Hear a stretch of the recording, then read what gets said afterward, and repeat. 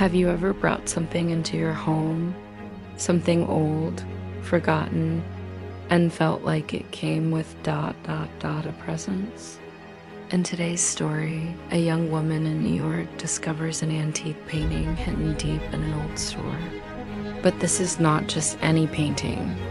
As nights grow darker and the air turns colder, the man in the painting begins to move. Slowly, silently, watching. What she thought was a simple piece of art turns into a terrifying mystery tied to her past, and a secret no one was supposed to uncover. This is The Mysterious Painting. Claire Morgan lived alone in a small apartment in Brooklyn, New York. Ever since her mother passed away the previous spring, her world had become quiet.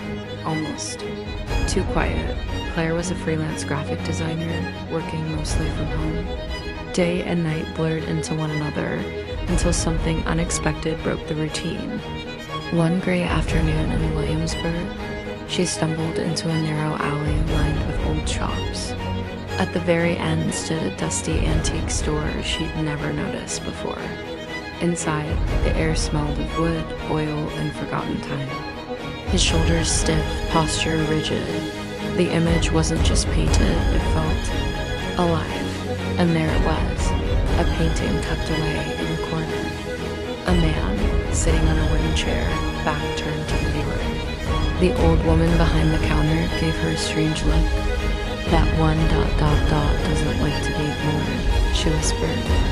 Claire laughed nervously, but curiosity won. She brought it home and hung it above her living room sofa. That night, she heard a faint creaking, like someone shifting in a chair. She brushed it off. Old buildings make noises, right?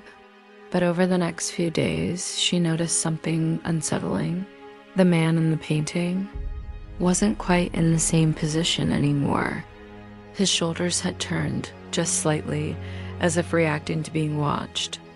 Claire took a picture and compared it to the original. He had moved.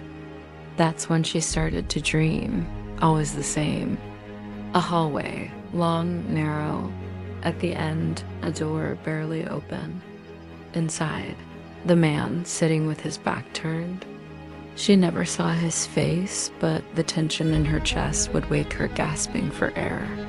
One night, her laptop powered on by itself. A photo was on screen. She hadn't taken it. It was the same man from the painting, but this time from the side. Half lit, half shadow. Her breath caught in her throat. The man looked just like her father. Robert Morgan had disappeared in 2005, when Claire was only 5. Her mother never spoke of it. Only that he went away and he's not coming back. The next morning, Claire traveled upstate to her mother's old home in Vermont, hoping to find answers. In the basement, tucked inside a wooden box, she found old letters and a voice cassette. One page stood out: cognitive transfer, post-anchoring by artifacts. Another said, the canvas holds, but the self must be still. In the voice recording, her father said, "If you ever see me in a painting, don't come closer. That version of me is not who I was." Claire's hands trembled.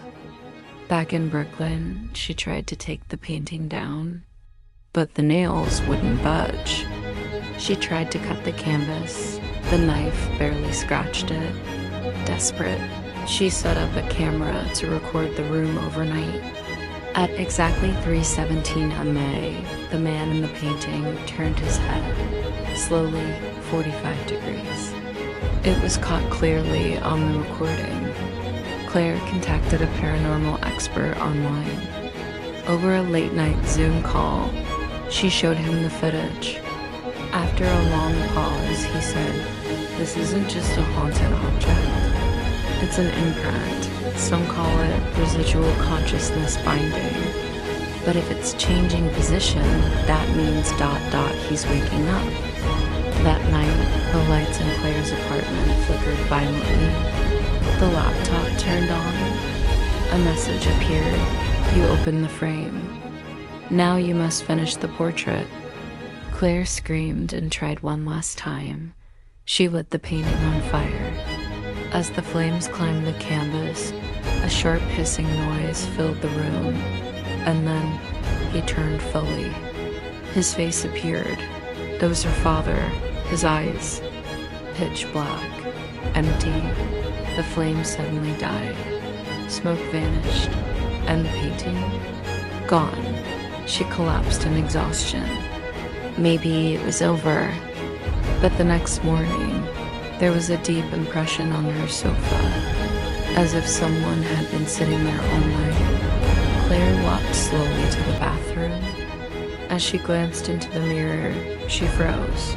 The painting was back, in the reflection, and the man was sitting again, but this time he wasn't alone. Another figure was beside him. Same chair, same posture. It was Claire. The screen of her laptop flickered. A new message appeared, only one soul at a time. Welcome home. Claire Morgan was never seen again. Neighbors said her apartment stayed dark for weeks, until one night at 3:17 a.m. the lights flipped on, and from the window, some say they saw two shadows sitting facing the wall, never moving. And if you ever walk by that building in Brooklyn, don't look up at the window. You might see them looking back.